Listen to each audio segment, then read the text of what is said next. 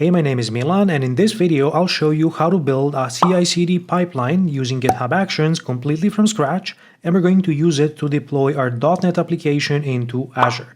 Let's jump into the code, and I'm going to show you how we're going to build this. Let me first show you the service that we're going to be deploying into Azure. It's an ASP.NET Core 9 Web API, and it's as simple as it gets. All we have is just one GET endpoint with the route of time, and it's going to return an object containing the current UTC time and the respective time zone. I'm also going to include an OpenAPI specification and expose that using the Scalar UI. Now let me run this project locally and show you what this looks like. If I navigate to the address where my API is exposed on localhost, and then I type in /scalar, I'll be greeted with the Scalar UI. So this is what it looks like. It contains our one endpoint definition, and this is rendered based on the OpenAPI specification, which is automatically generated using the Microsoft OpenAPI package. Now from here, I can test the one request that I have by clicking test request, and let's send this, and you can see we get back the response containing the current time and the respective time zone. So I just wanted to expose a simple API surface that we can deploy to Azure and demonstrate how we can build a CI/CD pipeline. Now first, we're going to need an app service to run our application. So let's go into the Azure portal and create that. From the Azure portal, you're going to navigate to the app services, and you want to create a new one.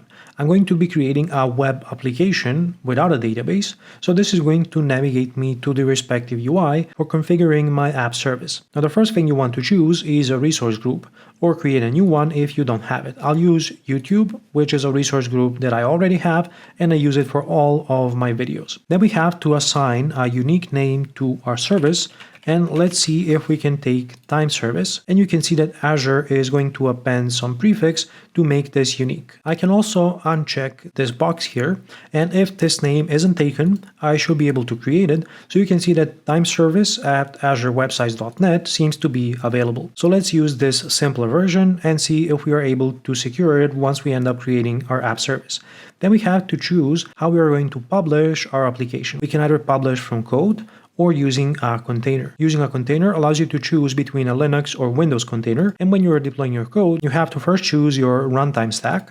I'm going to use .NET 9, and let's say I want to deploy this as a Linux application. Using this approach is going to make it simpler to deploy my API from an app service. Now I'm going to switch the region to be Germany West Central, which is geographically close to me, and I'm going to use the app service pricing plan that I already have from before, but if you don't want to use this one, you can go ahead and create a new one. Now when it comes to the SKU, I'm going to be choosing the free tier because I don't want to incur any infrastructure costs, and this is going to be enough for us to demonstrate the functionality of our service. Now if you don't want this, the next tier up is the basic B1 tier, which costs about $13 a month depending on your usage. And why this pricing tier is interesting is because it allows you to keep your service constantly running, where with the free tier, the service is going to go idle if it's not being used consistently. Nonetheless, I'm going to use the free tier, and then the next step is the database. I don't need one, so let's go into deployment. I'm going to disable this because I want to implement this myself, but if you enable this checkbox, then you can configure your GitHub repo, and this is going to automatically create a GitHub action. So you can basically skip everything we're going to do in this video, but you're going to lose on understanding the underlying concepts, so I leave that up to you. I'll head over into the next tab, which is networking, and I want to make my API publicly accessible, so I'm going to leave this as on. Then when it comes to monitoring and security, I don't want to be using application insights, so I'm going to tick no here. I'll skip over the tags, and finally I can jump into review and create, and this is going to create my new app service. So let's go ahead and create it, and after a few moments our resource should be ready, and I can click on the go to resource button. This is going to lead me to my time service, which also comes with a default domain where we can access our API. Now we first need to deploy our API in order to be able to call any endpoints, and then the next question is how we are going to deploy this. I'll show you a simpler approach using the publish profile, and you can go ahead and click download publish profile. Now you won't be able to do this because basic authentication is disabled.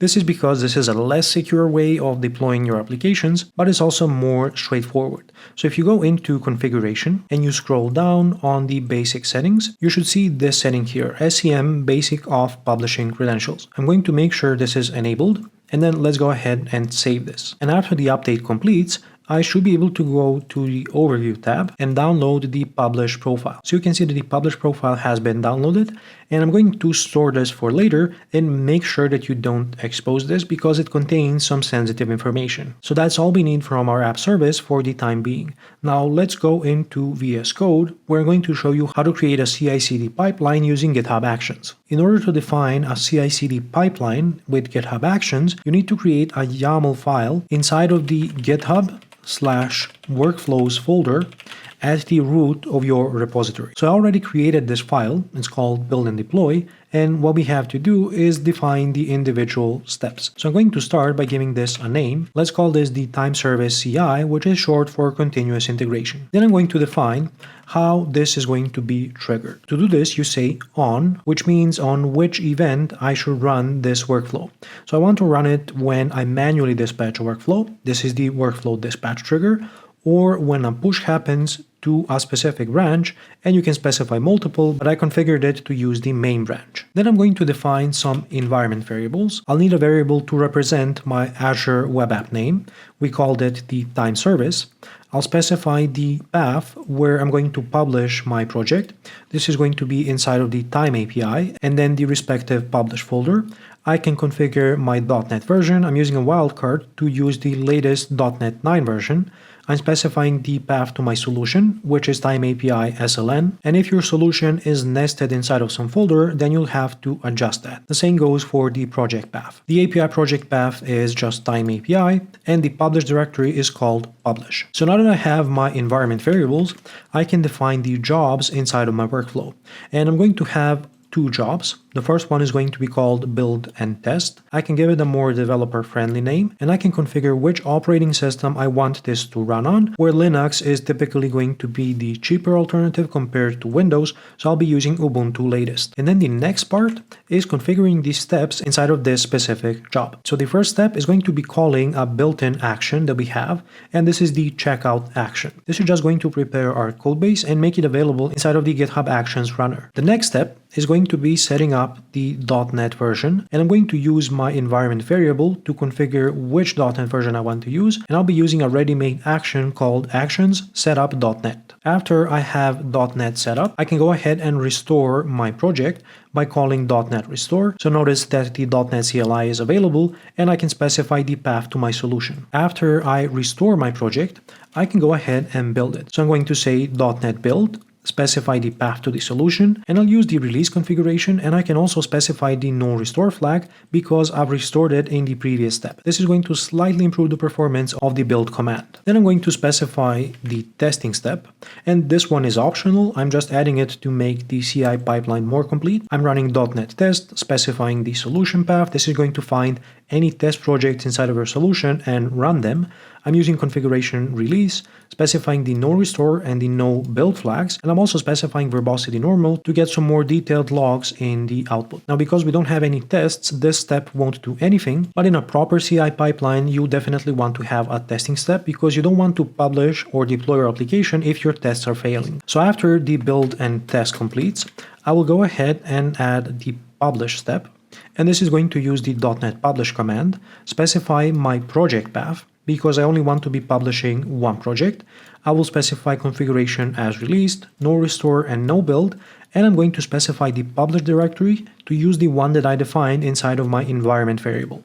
So now this is going to publish the contents of our service into the publish folder, and I'm going to take the contents of this folder and upload them as a publish artifact. So there is another ready-made action that you can use for this. It's called actions/upload artifact, and I'm going to upload the contents of my publish directory as an artifact called web app. So then I'll be able to use this artifact in a future step when I want to deploy this application. So this completes our first job called build and test.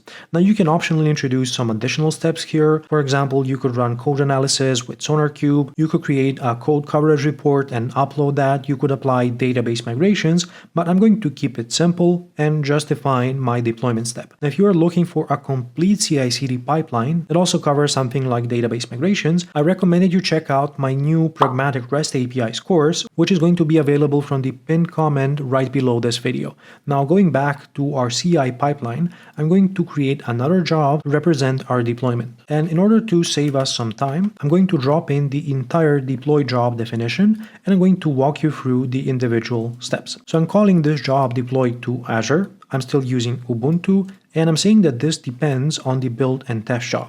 So you can even configure dependencies between the jobs inside of our CI pipeline, where the deployment job is not going to run unless the build and test job completes. Now notice that this is an array, and you can also specify multiple dependencies here. So you can already see how you can build some pretty robust CI pipelines using GitHub Actions. When it comes to the steps inside of this job, it's pretty simple. We're just going to download the artifact that we uploaded in the previous step by using the same name for the artifact and the path where we are going to download it. This is going to make it available for this job instance. And the next step is just deploying our application. I'll use an available Azure action called Web Apps Deploy, and I need to provide a couple of arguments here. The first one is going to be my application name, which we define as an environment variable.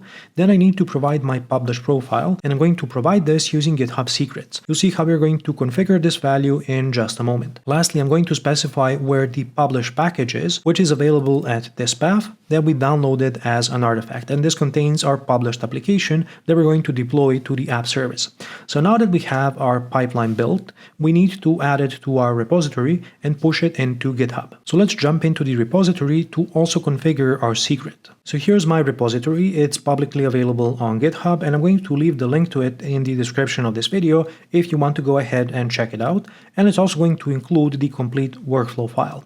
Now, what we need to do is pass in our published profile as a GitHub secret.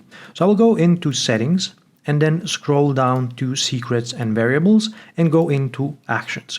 And here I want to define a new repository secret, and you have to provide a name and a value for your secret. So I'm going to specify the Azure Web App Publish Profile as the name of my secret, and then pass in the value that we downloaded from the Azure App Service.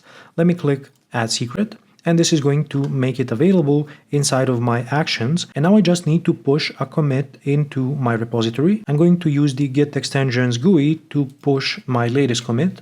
So let me go ahead and do this. And once I've made the commit, I can go into the Actions tab, and you will see that there is a workflow running. So if we go into it, we can see our two steps, the build and test step, and the deploy to Azure step. Let me go into the first one, and you can see our actions are executing. So we are currently setting up .NET, then we're going to restore our solution, we're going to build it. After the build completes, we're going to run any tests if they exist, then we're going to publish the application and upload the publish artifact. After this job completes, the runner is going to queue our next job, which is deploying the application to Azure. You can see that this is currently pending. It's starting. It downloaded the artifact from our previous job, and now it's going to deploy our application to Azure. And when this completes, we'll be able to access our time service running inside of an Azure App Service instance. So you can see that this step completed.